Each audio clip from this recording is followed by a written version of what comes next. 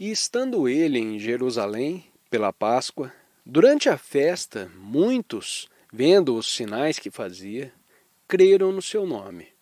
Mas o mesmo Jesus não confiava neles, porque a todos conhecia, e não necessitava de que alguém testificasse do homem, porque ele bem sabia o que havia no homem. João capítulo 2, versículos 23 a 25. Jesus não estava impressionado com a crescente aclamação popular a ele conferida como resultado de seus milagres. Ele sabia que, no volúvel emocionalismo das multidões, havia insuficiente resposta duradoura e capaz de preservar seus ensinamentos, ou de acrescer o mínimo que fosse às suas credenciais divinas.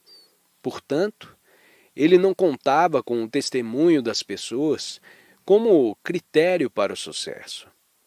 A pregação de seu evangelho era impelida tão somente pela força infinita de Deus. A fama é, na melhor das hipóteses, um amigo das horas boas, cuja lealdade facilmente esmorece diante de uma mudança desfavorável nos ventos da opinião pública.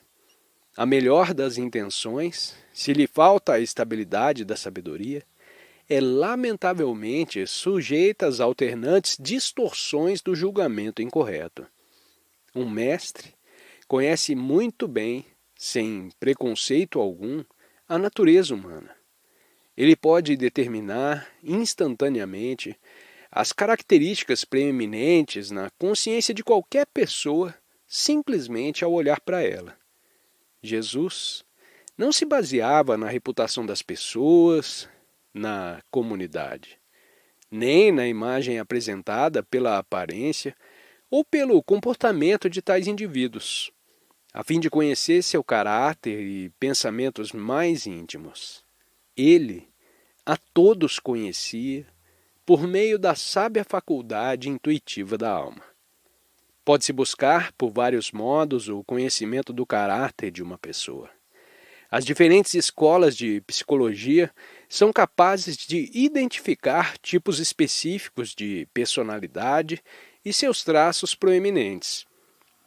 Outros métodos para avaliar o caráter foram desenvolvidos em várias épocas, tais como a frenologia, estudo da estrutura da cabeça, e fisiognomia, a dedução da natureza de uma pessoa pela análise das características faciais e corporais, e a patognomia, estudo dos sentimentos e emoções do homem pelos sinais externos de suas expressões faciais e movimentos corporais, e pela observação de suas reações emocionais a diversos incidentes de sua vida. Mas esses vários métodos podem trazer conclusões erradas. A aparência física não atrativa de Sócrates levou algumas pessoas a considerá-lo uma pessoa má, embora ele fosse uma alma evoluída. Por outro lado, algumas vezes, um homem ou uma mulher de uma beleza atraente e conversa agradável pode ser na realidade um ser humano traiçoeiro. Não são a aparência ou o comportamento exterior, nem o renome dos verdadeiros indicadores da natureza de uma pessoa, mas sim aquilo que ela é interiormente.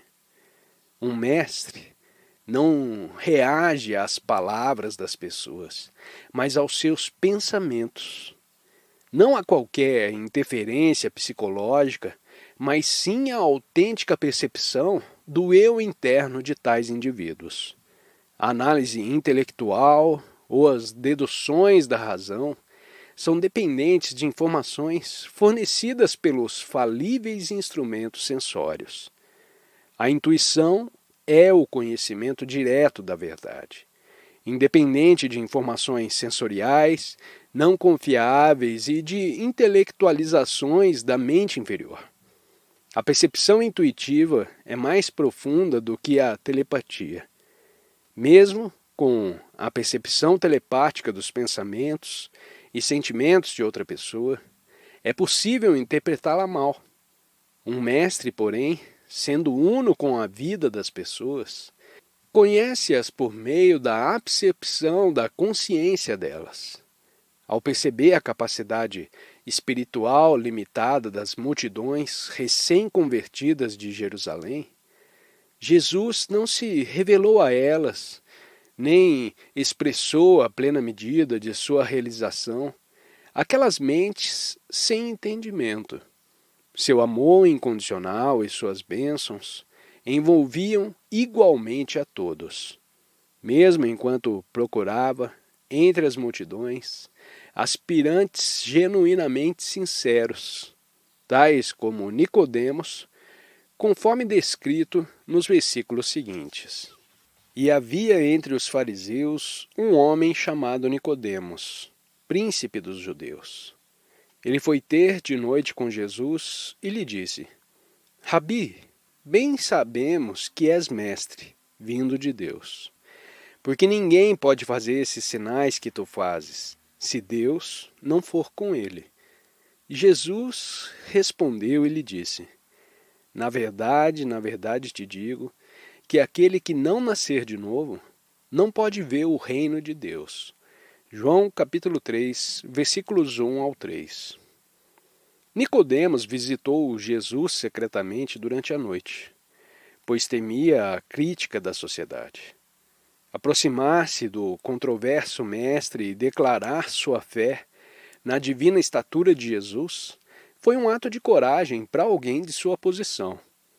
Ele expressou reverentemente sua convicção de que apenas um mestre com autêntica comunhão divina poderia operar as leis superiores que governam a vida interior de todas as criaturas e todas as coisas.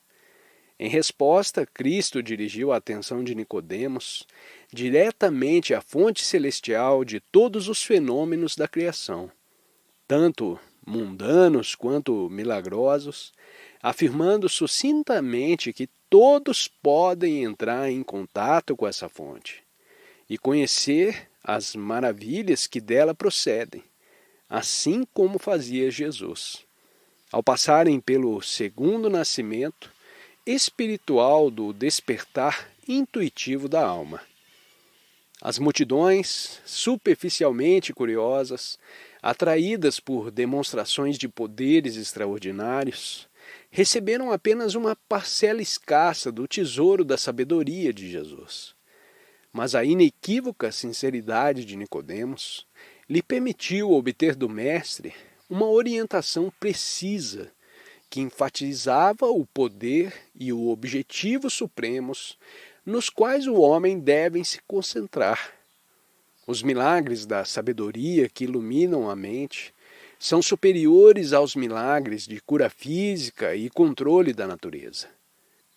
E milagre ainda maior é a cura da causa raiz de todas as formas de sofrimento, a ignorância ilusória que obscurece a unidade da alma humana com Deus.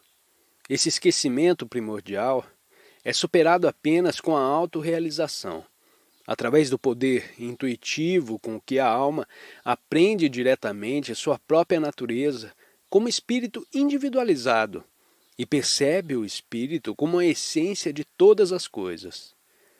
Todas as religiões autenticamente reveladas se fundamentam no conhecimento intuitivo. Cada uma delas possui uma particularidade exotérica ou exterior e um núcleo esotérico ou interior. O aspecto exterior é a imagem pública, incluindo seus preceitos morais e um código de doutrinas, dogmas, dissertações, regras e costumes que orientam seus seguidores comuns. O aspecto esotérico inclui métodos que se focalizam na autêntica comunhão da alma com Deus.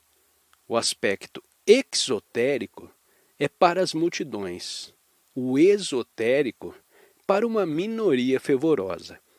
É o aspecto esotérico da religião que conduz à intuição, ao conhecimento direto da realidade.